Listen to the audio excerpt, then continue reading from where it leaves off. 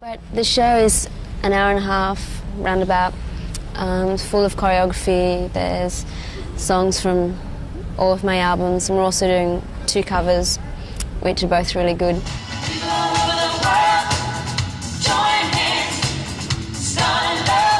Which I think is great because Australia hasn't seen too many shows with a lot of dancing. So it's going to be a very high-powered show? Yeah, there's lots of energy, if I can maintain that. Yeah, so it's just lots of fun. It's really good. Yeah. You seem to have a lot of lighting and all the dry ice effects. You've got, I understand you've got a bit of a whiz kid lighting man.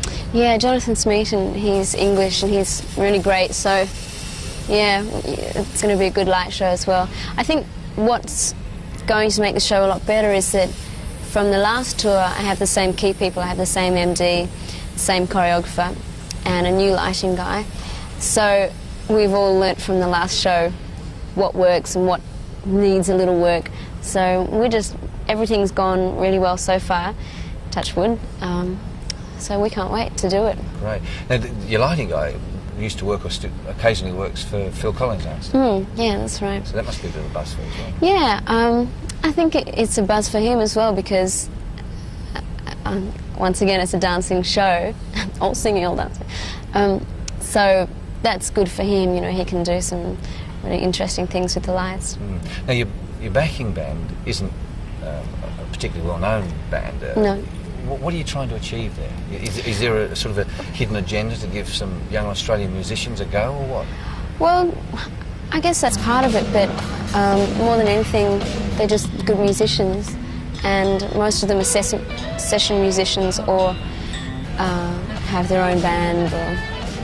So it's great to get people from all different areas, and the band sounds really good. Yeah. Now, you've done acting, you've done singing. I mean, I can remember, I think we just had the second rerun of the Henderson Kids. Oh, okay. What do you prefer? I mean, prefer singing or acting? Or?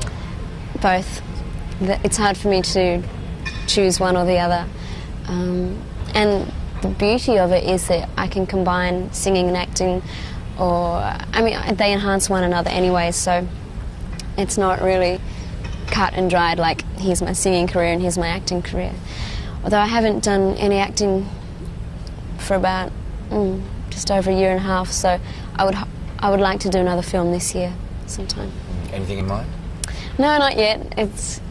Firstly, I have to find time to do a film, and the right script, the right director. I mean, everything has to fall into place.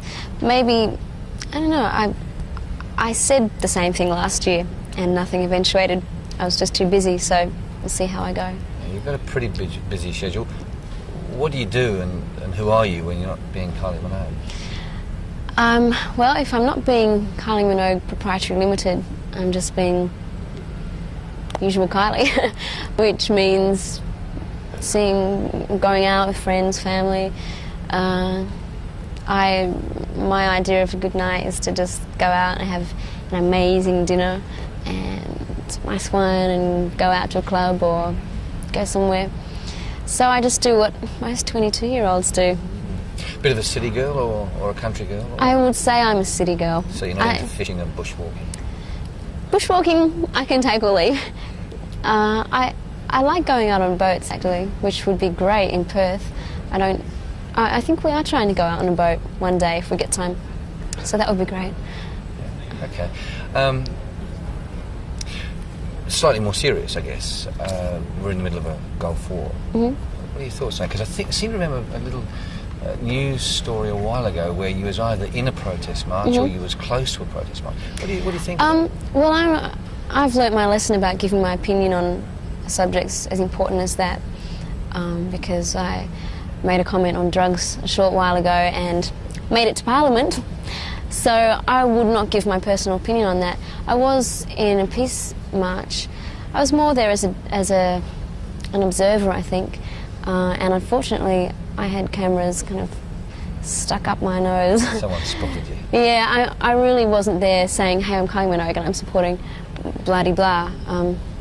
So I was a bit disappointed that happened, but, you know, I would rather keep my opinions to myself on that. What about the environment and the green movement? into that at all? Well, I'm fairly outspoken about that. I could even see myself being more of a speaker on the environment as soon as I know everything. I would not like to be, telling people what to do unless I was really sure of all my facts and knew about the organisations. I just gave a cheque to the Australian Conservation Foundation, actually. Had money from the sales of my video donated to that. So, and with the recent competition to win tickets to come to Japan with me, money from the calls that you had to make to find out the information, I think that went to UNICEF. So, I like to give to different charities, particularly environmental charities. Will we ever see Kylie Minogue singing a song that sort of promotes the green movement, like Another World or something like that? But of course with a Kylie style. Well, I had a song on my second album that had a bit of that in it, but I certainly wouldn't do it because everyone else is doing it. If I feel the words come out of my mouth, then certainly I would do that, but not because it's a flavour of the month, no. Talking about songwriting and in particular your new single and the video, I've been told in the new video you've got a tattoo on your back. Yeah. It's not for real, I hope. No, it's not for real. You have a bit of a problem with some of the radio stations not playing your songs. What would you say to those guys? Well, I'm amazed coming back from overseas, because I've been away for a few months, that I'll say 6 months ago or 8 months ago, there was no dance music on the radio whatsoever. And now there's a whole lot, and I am getting played on quite a few radio stations, which is great.